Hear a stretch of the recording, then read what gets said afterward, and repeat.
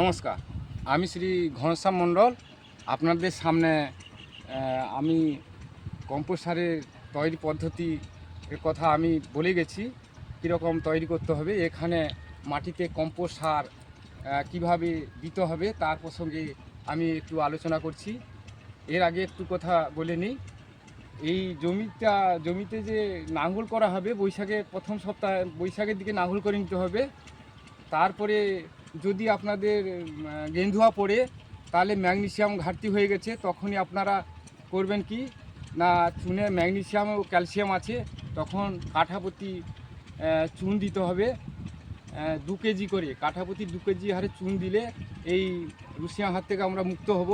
তো এই চুনটি যে দিতে হবে 3 বছর, 1 বছর 40 কেজি দিলে 20 কাঠাতে বিঘাতে 20 কাঠাতে 1 বিঘা, তাহলে 40 কেজি চুন হচ্ছে।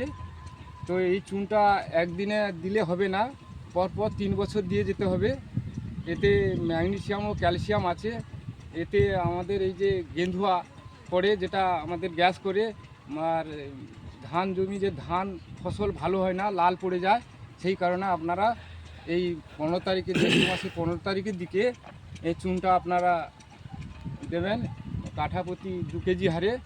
তারপরে এই নিমের খোল কাঠাপ্রতি 1 কেজি এবং এই কম্পোস্ট সার কাঠাপ্রতি 20 কেজি করে আপনারা মাটিতে প্রয়োগ করবেন। তো কম্পোস্ট সারটা আমি দেব, আমি নিমটা এক্ষুনি আপনাদের সামনে দিচ্ছি। আপনারা দেখুন কিভাবে নিমটা দেওয়া হচ্ছে। আপনারা দেখুন এই নিম সার, এই নিমের খোল আপনারা চেখে দেখবেন যে নিমটা তিতা আছে কি না, সেইভাবে নেবেন, বাজার থেকে কিনবেন। আর এই কম্পোস্ট সারটা আমি দেখিয়ে গেছি কম্পোস্ট সারটা তৈরি করতে গেলে কি কি লাগবে। এখন আপনারা দেখবেন এই কম্পোস্ট সার দেখছেন। তো এই কম্পোস্ট সার এতটা জায়গায় হবে না, আমি আপনাদের দেখার জন্য কিছুটা আমি দিচ্ছি। আপনারা দেখুন, এতে আমি কাঠাপ্রতি 20 কেজি বলে গেছি, 20 কেজি অবশ্যই দিতে হবে, না হলে কাজ হবে না।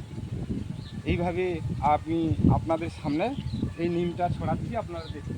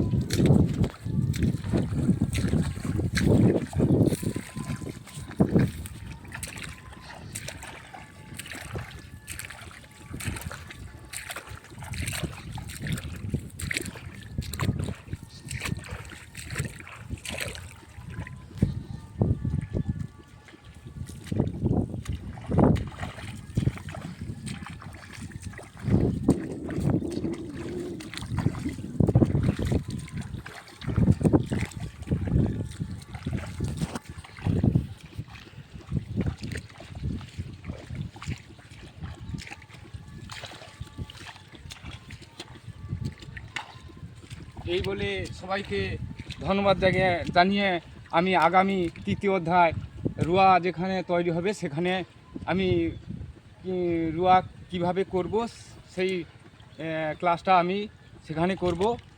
সবাইকে ধন্যবাদ জানিয়ে আমি শেষ করছি। নমস্কার।